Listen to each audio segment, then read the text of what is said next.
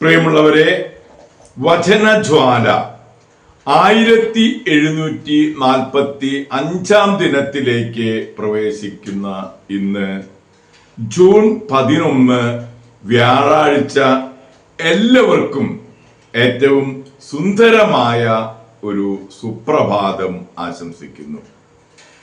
നമ്മൾ ഇന്ന് ഈശോയുടെ തിരുഹൃദയ വണക്കമാസം 11-ാം ദിവസത്തിലേക്ക് പ്രവേശിക്കുന്ന ഇന്നത്തെ വചന വായനയിൽ എസെക്കിയേലിന്റെ പുസ്തകം 28-ാം അധ്യായം 6 മുതൽ 26 വരെയുള്ള തിരുവാക്യങ്ങളാണ് ഇന്ന് നാം ശ്രവിക്കുക. ആകയാൽ ദൈവമായ കർത്താവ് അരുളി ചെയ്യുന്നു, നീ നിന്നെ തന്നെ ദൈവത്തെ പോലെ ജ്ഞാനിയായി കണക്കാക്കി. അതിനാൽ ജനതകളിൽ വെച്ച് ഏറ്റവും ഭീകരന്മാരായവരെ ഞാൻ നിന്റെ മേൽ അയക്കും. നിന്റെ ജ്ഞാനത്തിന്റെ മനോഹാരിതയ്ക്ക് നേരെ അവർ വാളൂരും. അവർ നിന്റെ തേജസ് കെടുത്തിക്കളയും. അവർ നിന്നെ പാതാളത്തിലേക്ക് തള്ളിയിടും. വധിക്കപ്പെട്ടവരെ പോലെ നീ സമുദ്രമധ്യേ മരിക്കും. നിന്നെ കൊല്ലുന്നവന്റെ മുമ്പിൽ വെച്ച് ഞാൻ ദേവനാണ് എന്ന് നീ ഇനിയും പറയുമോ? നിന്നെ മുറിവേൽപ്പിക്കുന്നവന്റെ കൈകളിൽ നീ ദേവനല്ലേ, വെറും മനുഷ്യനാണ്. അപരിചിതനെ പോലെ നീ വിദേശികളുടെ കരത്താൽ മരിക്കും. കർത്താവായ ഞാനാണ് ഇത് പറഞ്ഞിരിക്കുന്നത്. കർത്താവ് എന്നോട് അരുളി ചെയ്തു, മനുഷ്യപുത്ര, ടിയർ രാജാവിനെ കുറിച്ച് ഒരു വിലാപഗാനം ആലപിക്കുക. അവനോട് പറയുക, ദൈവമായ കർത്താവ് അരുളി ചെയ്യുന്നു, നീ പൂർണ്ണതയ്ക്ക് മാതൃകയായിരുന്നു. വിജ്ഞാനം തികഞ്ഞവനും സൗന്ദര്യ സമ്പുഷ്ടനും. നീ നിന്റെ ദൈവത്തിന്റെ തോട്ടമായ ഏദനിലായിരുന്നു. മാണിക്യം, കുക്ഷിരാഗം, സൂര്യകാന്തം, പത്മരാഗം, ചന്ദ്രകാന്തം, ഗോമേതകം, ഇന്ദ്രനീലകം, വൈഡൂര്യം, മരതകം എന്നിവ നിന്നെ പൊതിഞ്ഞിരുന്നു. നിന്റെ തമ്പുരവും പുല്ലാങ്കുഴലും സ്വർണ്ണ നിർമ്മിതമായിരുന്നു. നീ സൃഷ്ടിക്കപ്പെട്ട ദിവസം തന്നെ അവയെല്ലാം ഒരുക്കിയിരുന്നു. ഒരു അഭിഷിക്ത കെരൂബിനെ നിനക്ക് കാവൽ നിർത്തി. നീ ദൈവത്തിന്റെ വിശുദ്ധഗിരിയിൽ ആയിരുന്നു. തീ പോലെ തിളങ്ങുന്ന രത്നങ്ങളുടെ ഇടയിൽ നീ സഞ്ചരിച്ചു. നിന്നെ സൃഷ്ടിച്ച നാൾ മുതൽ അധർമ്മം നിന്നിൽ പ്രത്യക്ഷപ്പെട്ടതുവരെ നീ നിഷ്കളങ്കനായിരുന്നു. വ്യാപാരത്തിന്റെ പെരുപ്പത്തിൽ അക്രമവും പാപവും നിന്നിൽ നിറഞ്ഞു.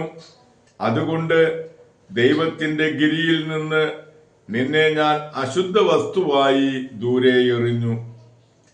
നിനക്ക് കാവൽ നിന്ന കെരൂബ് തിളങ്ങുന്ന രത്നങ്ങളുടെ ഇടയിൽ നിന്ന് നിന്നെ ആട്ടിപ്പുറത്താക്കി. നിന്റെ സൗന്ദര്യത്തിൽ നീ അഹങ്കരിച്ചു. നിന്റെ മഹിമയ്ക്കായി ജ്ഞാനത്തെ നീ ദുരുപയോഗപ്പെടുത്തി. നിന്നെ ഞാൻ നിലത്തെറിഞ്ഞു കളഞ്ഞു. രാജാക്കന്മാർക്ക് കണ്ടു രസിക്കാൻ നിന്നെ ഞാൻ അവരുടെ മുൻപിൽ നിർത്തി. ദുഷ്കൃത്യങ്ങളുടെ ആധിക്യവും വ്യാപാരത്തിലെ അനീതിയും നിമിത്തം നിന്റെ വിശുദ്ധ സ്ഥലങ്ങൾ നീ അശുദ്ധമാക്കി. നിന്റെ മധ്യത്തിൽ നിന്ന് ഒരു അഗ്നി പുറപ്പെടുവിച്ച് എല്ലാവരും കാണുകെ നിന്നെ ഞാൻ ദഹിപ്പിച്ച് ഭസ്മമാക്കി. നിന്നെ അറിയുന്ന ജനതകൾ നിന്നെ കണ്ട് ശബ്ദരാകും. ഭീകരമായ അവസാനത്തിലേക്ക് നീ എത്തിയിരിക്കുന്നു. എന്നേക്കുമായി നീ ഇല്ലാതാകും. സീദോനെതിരെ കർത്താവ് എന്നോട് അരുളി ചെയ്തു, മനുഷ്യപുത്ര, സീദോനു നേരെ മുഖം തിരിച്ച് അവൾക്കെതിരായി പ്രവചിക്കുക. ദൈവമായ കർത്താവ് അരുളി ചെയ്യുന്നു, സീദോൻ, ഇതാ ഞാൻ നിനക്കെതിരാണ്.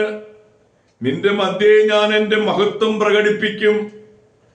എന്റെ ന്യായവിധി അവളിൽ ഞാൻ നടത്തും. എന്റെ വിശുദ്ധി അവളിൽ ഞാൻ വെളിപ്പെടുത്തും. ഞാനാണ് കർത്താവ് എന്ന് അപ്പോൾ അവർ എല്ലാവരും അറിയും. ഞാൻ അവളുടെ നേരെ പകർച്ചവ്യാധികളെ അയക്കും. അവരുടെ തെരുവീഥികളിൽ രക്തമൊഴുക്കും. ചുറ്റും നിന്ന് അവൾക്കെതിരെ വരുന്ന വാളേറ്റ് മരിക്കുന്നവർ അവരുടെ മധ്യത്തിൽ വീഴും. ഞാനാണ് കർത്താവ് എന്ന് അപ്പോൾ അവർ അറിയും. ഇസ്രായേലിന് രക്ഷ. ഇസ്രായേൽ ഭവനത്തെ നിന്ദിച്ച അയൽക്കാരിൽ ആരും മേലിൽ കത്തുന്ന മുൾപ്പടർപ്പോ മുറിവേൽപ്പിക്കുന്ന മുള്ളോ ആയിരിക്കുകയില്ല. ഞാനാണ് ദൈവമായ കർത്താവ് എന്ന് അപ്പോൾ അവർ അറിയും. ദൈവമായ കർത്താവ് അരുളി ചെയ്യുന്നു, ജനതകളുടെ ഇടയിൽ ചിതറിക്കിടക്കുന്ന ഇസ്രായേൽ ഭവനത്തെ ഞാൻ ഒരുമിച്ച് കൂട്ടും. ജനതകളുടെ മുൻപിൽ വെച്ച് ഞാൻ എൻ്റെ വിശുദ്ധി അവരിൽ വെളിപ്പെടുത്തും. എൻ്റെ ദാസനായ യാക്കോബിനെ ഞാൻ നൽകിയ അവരുടെ സ്വന്തം ദേശത്ത് അവർ വസിക്കും. അവർ അവിടെ സുരക്ഷിതരായിരിക്കും. അവർ വീട് പണിയുകയും മുന്തിരിത്തോട്ടം നട്ടുപിടിപ്പിക്കുകയും ചെയ്യും. അവരോട് അവജ്ഞയോടെ പെരുമാറിയ ചുറ്റുമുള്ളവരുടെ മേൽ ഞാൻ വിധി നടത്തുമ്പോൾ അവർ സുരക്ഷിതരായിരിക്കും. ഞാനാണ് തങ്ങളുടെ ദൈവമായ കർത്താവ് എന്ന് അപ്പോൾ അവർ അറിയും. ദൈവത്തിൻ്റെ തിരുവചനമാണ് നാം ശ്രവിച്ചത്.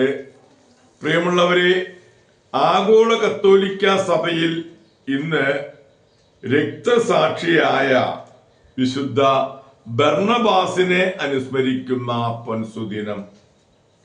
പരിശുദ്ധാത്മാവിനെ സ്വീകരിച്ച ശേഷം അപ്പസ്തോലന്മാർ ആവേശപൂർവം ഈശോയുടെ പുനരുത്ഥാനത്തിന് സാക്ഷ്യം വഹിച്ചുകൊണ്ടിരുന്നു. സുവിശേഷ സന്ദേശം സ്വീകരിച്ചവരിൽ പലരും തങ്ങളുടെ വീടും വസ്തുവകകളും വിറ്റ് പണം അപ്പസ്തോലന്മാരെ ഏൽപ്പിക്കുവാനും ഓരോരുത്തരുടെയും ആവശ്യമനുസരിച്ച് അത് വിതരണം ചെയ്യാനും തുടങ്ങി.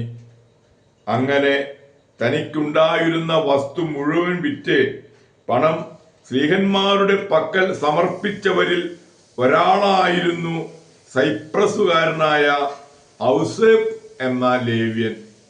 സ്ലീഹന്മാർ അദ്ദേഹത്തെ ബർണബാസ്, അതായത് ആശ്വാസപുത്രൻ എന്ന് പേരിട്ടു. പൗലോസ് ശ്ലീഹായുടെ മാനസാന്തരത്തിന് ശേഷം ശ്ലീഹോയോടൊപ്പം ബർണബാസ് വിജാതീയരുടെ ഇടയിൽ സുവിശേഷ പ്രചോദനത്തിനായി നിയോഗിക്കപ്പെട്ടു. അവർ സെലൂക്യയിലേക്കും അവിടെ നിന്ന് സൈപ്രസിലേക്കും കപ്പൽ കയറി. കുറെ കാലം അവർ യഹൂദരോട് പ്രസംഗിച്ചു.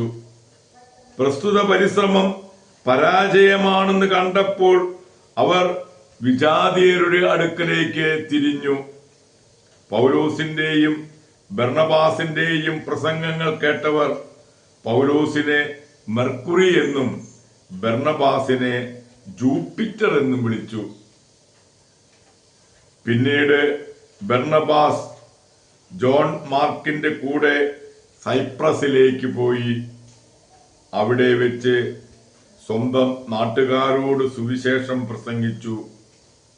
അവിടെ 61 മുൻപ് ബർണബാസ് രക്തസാക്ഷിത്വ മകുടം ചൂടി.